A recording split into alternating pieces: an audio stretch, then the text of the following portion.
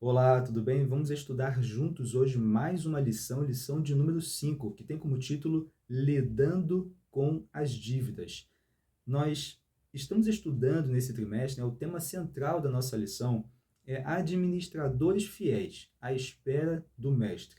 Nós estudamos nas duas lições anteriores o tema dízimos e ofertas. Percebemos ali que a devolução a Deus, dos dízimos e ofertas é um ato de fé, um ato de confiança naquele que nos sustenta, aquele que atende todas as nossas necessidades. E vamos estudar hoje o tema dívidas, lidando com as dívidas. Vamos perceber aqui o que a palavra de Deus tem para nos dizer sobre essa temática.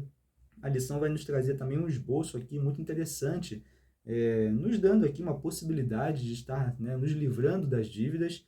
E precisamos inicialmente perceber que se a palavra de Deus ela aborda essa temática, se Deus ele deixa algumas instruções sobre essa temática, é porque certamente esse tema tem implicações espirituais na nossa vida. Então, nós precisamos compreender de fato aquilo que Deus ele espera, que nós façamos com relação também a esse tema, dívidas.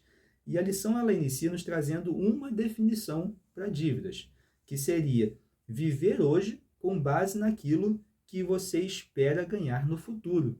E aqui, para entendermos nessa definição, nós temos um exemplo muito claro e muito conhecido, que é o cartão de crédito. Cartão de crédito, nós usamos ele hoje, nós vivemos hoje com base naquilo que nós vamos ganhar no próximo mês, para então pagar a dívida do cartão.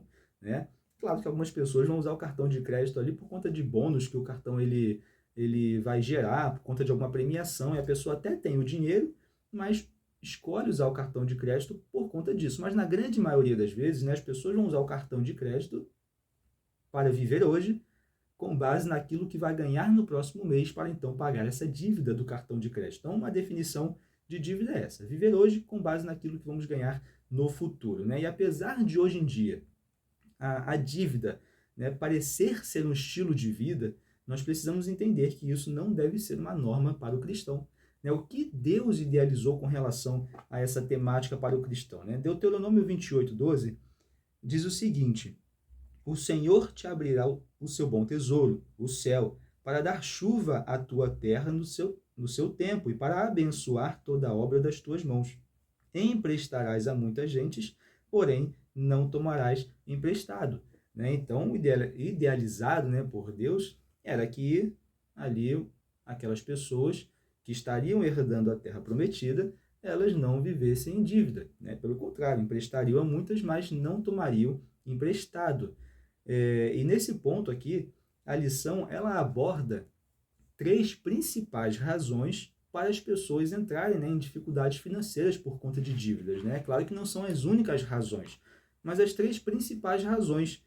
A primeira delas seria justamente a ignorância financeira, A ignorância, o analfabetismo financeiro. A pessoa ela não tem conhecimento, ela não faz a menor ideia de como lidar com finanças, Ela não foi exposta a instruções nem bíblicas com relação à educação financeira e nem também uma instrução secular. Ela não foi exposta a nenhum tipo de educação financeira. Então, o fato dela ser ignorante nesse ramo, literalmente um analfabeta financeiro, ela acaba entrando muitas vezes em dívida. Segunda razão pela qual as pessoas podem entrar em dificuldades financeiras, aqui abordado na lição, seria um infortúnio pessoal. Uma situação também de emergência que poderia acontecer e a pessoa ela não tem aquele recurso guardado para atender aquela necessidade emergencial, por exemplo. Nem todas as pessoas elas têm o privilégio de ter uma reserva para situações excepcionais. Então, às vezes, é uma doença ou uma tragédia climática que acaba ali dizimando todos os seus bens, a sua casa, destrói tudo. Ela precisa, então, entrar em dívida para poder ali sanar as suas necessidades de imediato. E é claro que também essas pessoas muitas vezes precisam de nós cristãos, nós que nos dizemos cristãos, para ajudar essas pessoas a recuperarem aquilo que elas perderam. E isso acontece o tempo todo. Então, um infortúnio pessoal. Não é questão da pessoa não saber lidar com as finanças. Ela até vive de forma bem ajustada financeiramente, mas vem uma tragédia, uma doença, uma questão ali que destruiu toda a sua casa, e ela precisa então entrar em dívida para sanar ali as suas necessidades. E a terceira razão aqui que a lição nos traz para que as pessoas entrem em dificuldades financeiras seria a ganância, o egoísmo, né? O amor ao mundo, o amor às coisas do mundo, amor aos bens. E a pessoa compra, né, compulsivamente, porque ela tem amor àquilo, ela quer ter, ela quer obter. Né? E em 1 João, capítulo 2, verso 15, a palavra de Deus traz uma ideia sobre essa questão. 1 João, capítulo 2, no verso 15, vai dizer assim: não ameis o mundo, nem as coisas que há no mundo. Se alguém amar o mundo, o amor do Pai não está nele. Verso 16: porque tudo que há no mundo, a concupiscência da carne, a concupiscência dos olhos, a soberba da vida, não procede do Pai, mas procede do mundo. Verso 17: ora, o mundo passa, bem como as suas concupiscências. Aquele, porém, que faz a vontade de Deus permanece eternamente. Perceba que, né, o egoísmo, o amor ao mundo, o apego às coisas do mundo, e é claro que hoje nós vivemos num mundo, né, que nos bombardeia, né, as informações, né, toda essa publicidade, todo o marketing, né, bombardeiam a nossa mente, nos fazendo acreditar que nós precisamos ter todas essas coisas que o mundo oferece. Né? E por conta desse bombardeio na nossa mente, nós acabamos entrando em dívidas para poder comprar aquilo que todo esse marketing impôs na nossa mente, né, que nós precisamos daquilo. Né? A verdade é que a grande maioria das coisas, né, que nós vemos, né, nas propagandas, nós não precisamos, mas o marketing ele trabalha, né, toda essa questão de publicidade trabalha na nossa mente para nós acreditarmos que precisamos daquilo. Né? E nós acreditamos realmente que precisamos daquilo. Então, nós precisamos, né, nos blindar quanto a isso. Nós precisamos entender, como aqui diz em 1 João, no capítulo 2, né, que tudo aquilo que está no mundo passa. Né? Nós precisamos focar na vida eterna com Cristo Jesus. Então, não podemos entrar em dívidas aqui nesse mundo por conta do egoísmo, por conta da ganância, por conta do amor aos bens materiais. Né? Não podemos sucumbir à armadilha de tornar o dinheiro, as riquezas, os bens materiais como ídolos em nossa vida. Não podemos cair nessa armadilha. Então, a lição ela aqui aborda, né, 3 principais razões que as pessoas entram em dificuldades financeiras, não as únicas, mas algumas das razões, e precisamos entender que quem está endividado, né, por conta aqui dessas situações, né, há esperança dessa pessoa se livrar dessas dívidas. Agora, quanto a esse ponto, né, da ganância, do egoísmo, do amor ao mundo, amor às coisas, aqui não depende de uma educação financeira, né? Depende de uma mudança de mentalidade. Muitas pessoas elas não conseguem sair das dívidas porque elas não têm mudanças de mentalidade. Né? Muitas das vezes não é apenas uma educação financeira, seja uma educação financeira pautada na palavra de Deus, seja uma educação financeira secular. Muitas pessoas precisam mudar a mentalidade, senão jamais vão sair das dívidas. Em Provérbios 22:7, Provérbios 22:7, diz o seguinte: o rico domina sobre o pobre, e o que toma emprestado é servo do que empresta. É interessante, né? Quando tomamos emprestado, nos tornamos literalmente escravos dessa dívida. Em que sentido nós somos escravizados por essa dívida? É simples. Somos escravos da dívida porque vamos ter que trabalhar para pagar a dívida. Então, nós somos escravos da dívida. Estamos trabalhando para pagar a dívida. Então, nós não devemos nos tornar, né, escravos da dívida.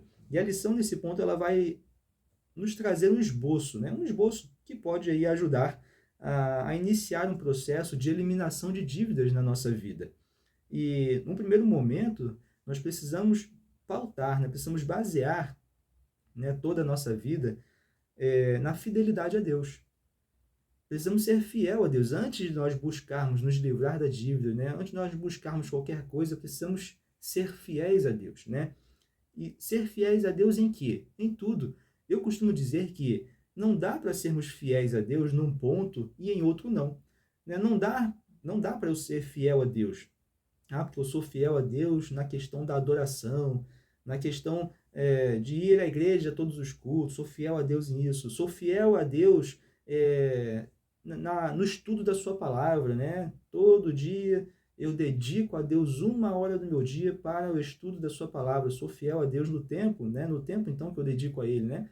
Mas não sou fiel, né? Ainda não sou fiel completamente na questão de dízimos e ofertas. Precisamos entender que não dá para ser fiel a Deus num ponto e em outro não. Ou nós somos fiéis a Deus ou não somos. Não dá para ser meio fiel a Deus. Precisamos ser fiéis a Deus. Precisamos trabalhar nossa fidelidade a Deus em tudo, no nosso tempo, na nossa alimentação, no cuidado do nosso corpo em geral, nos dízimos e ofertas. Precisamos trabalhar a nossa fidelidade a Deus, que engloba tudo. Não dá para sermos fiéis um pouquinho em algumas coisas e em outras não. Ou somos fiéis a Deus, ou não somos fiéis a Deus. Precisamos ser fiéis a Deus. E Ele nos dará sabedoria, Ele nos promete isso. Quando somos fiéis a Ele, Ele nos promete bênçãos, sabedoria. E é disso que precisamos, da sabedoria que Deus Ele pode nos proporcionar, para também nos livrarmos, então, das dívidas. E o esboço que a lição traz, então, são 3 pontos principais para iniciarmos um processo na nossa vida para nos livrarmos da dívida. A primeira delas, claro, pautado na fidelidade a Deus, A primeira delas, nós precisamos suspender dívidas adicionais. Simples de entender, Se nós estamos em dívida, não podemos criar novas dívidas. Se queremos, nos libertar das dívidas, não podemos, então, adicionar novas dívidas.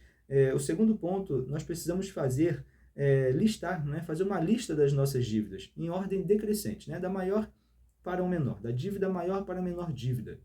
E aí nós vamos, lá no final da lista, nós vamos pagar, tentar pagar o mínimo de cada uma dessas dívidas, A lição nos traz essa recomendação, pagar o mínimo de cada uma das dívidas, e aí nós vamos percebendo, que as dívidas menores, elas vão sendo eliminadas mais rápido, e com esse dinheiro, que vai entrando a mais, teoricamente, nós vamos, então, pagando as dívidas maiores da lista. Então, essa é uma ideia para eliminar as dívidas. E precisamos também fazer um pacto com Deus, um pacto com Deus, para que à medida que Ele nos abençoe, à medida que o dinheiro ele vai entrando, à medida que entre dinheiro também, algum dinheiro extra na nossa renda, nós não vamos utilizar para outra coisa, a não ser a eliminação das dívidas. Muitas pessoas que estão até aí com a vida organizada para eliminar as dívidas, quando entra uma renda extra, ela usa para outra coisa. E é algo ali que não é de essencial, talvez, na sua vida, então ela deve fazer esse pacto com Deus. Devemos fazer esse pacto com Deus. À medida que entre esses recursos extras, ou até mesmo esses recursos das dívidas que estão sendo eliminadas, nós vamos focar em pagar as dívidas, para eliminar o mais rapidamente as dívidas. Aqui, é claro, é só um esboço, é só uma ideia, para iniciarmos aí na nossa vida um processo de eliminação de dívidas. Mas precisamos pautar a nossa vida, é claro, sempre na fidelidade a Deus, sendo fiel a Ele, Ele vai ser fiel para conosco, vai nos dar sabedoria para lidarmos com todas as áreas da nossa vida, inclusive a área financeira, Provérbios 22, 26, Provérbios 22, 26 diz assim: não estejas entre os que se comprometem e ficam por fiadores de dívidas. 17, 18 vai dizer o seguinte, Provérbios 17, 18, o homem falto de entendimento compromete-se, ficando por fiador do seu próximo. A Bíblia ela traz recomendação para evitarmos essa prática de sermos fiador de alguém. É claro que a Bíblia ela vai nos encorajar a todo momento a sermos úteis aos necessitados, atendermos às necessidades daqueles que precisam, mas nem por isso nós precisamos e devemos nos responsabilizar por suas dívidas. Então, nós precisamos entender que se eu me tornar fiador de alguém, em algum momento essa dívida pode ficar comigo. É essa a questão. E alguns estudos, a lição nos diz que alguns estudos apontam que 75% dos que se tornam fiadores acabam pagando, acabam fazendo os pagamentos. Então, precisamos entender que se eu me torno fiador de alguém, eu preciso ter condições de arcar com essa dívida, caso aquela pessoa, por algum motivo, não realize os pagamentos. E a Bíblia, ela, então, nos traz essa recomendação para nós evitarmos entrarmos em dívidas por conta das dívidas de outras pessoas.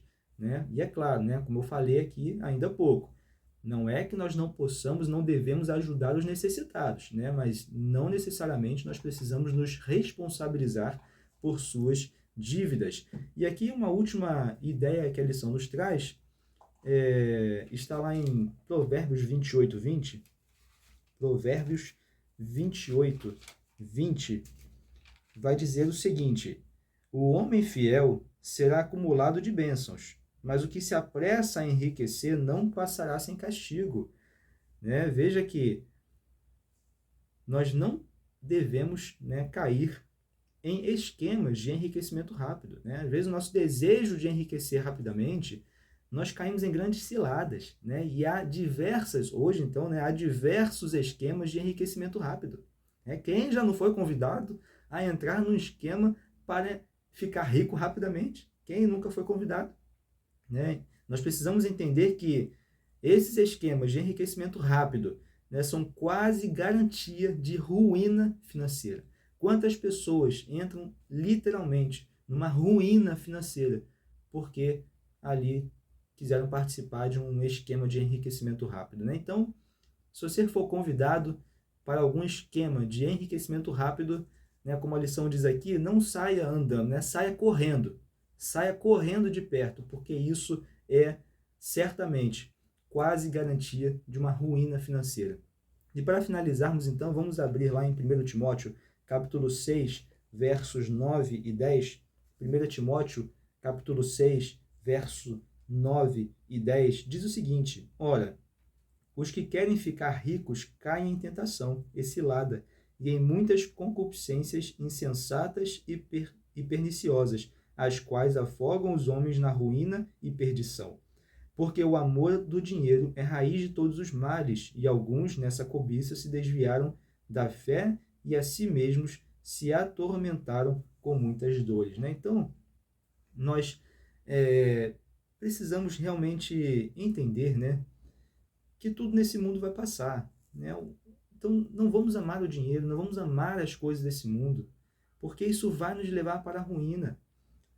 Né? Precisamos focar na vida eterna em Cristo Jesus. Né? Se diante de um relacionamento, né? Diante de um relacionamento verdadeiro com Deus, né? Uma comunhão bem afinada, se Ele permitir que nós sejamos ricos por algum motivo, né? Seremos ricos, né? E certamente Ele nos usará para, né, o avanço da sua obra, de alguma maneira. Mas que esse não seja o objetivo da nossa vida, né? Que não busquemos isso a todo momento, né? Que esse não seja o foco da nossa vida. Não é para isso que nós estamos aqui nesse mundo. Nós estamos aqui nesse mundo para sermos usados para levar o evangelho a todo mundo. Né? O nosso objetivo é esse.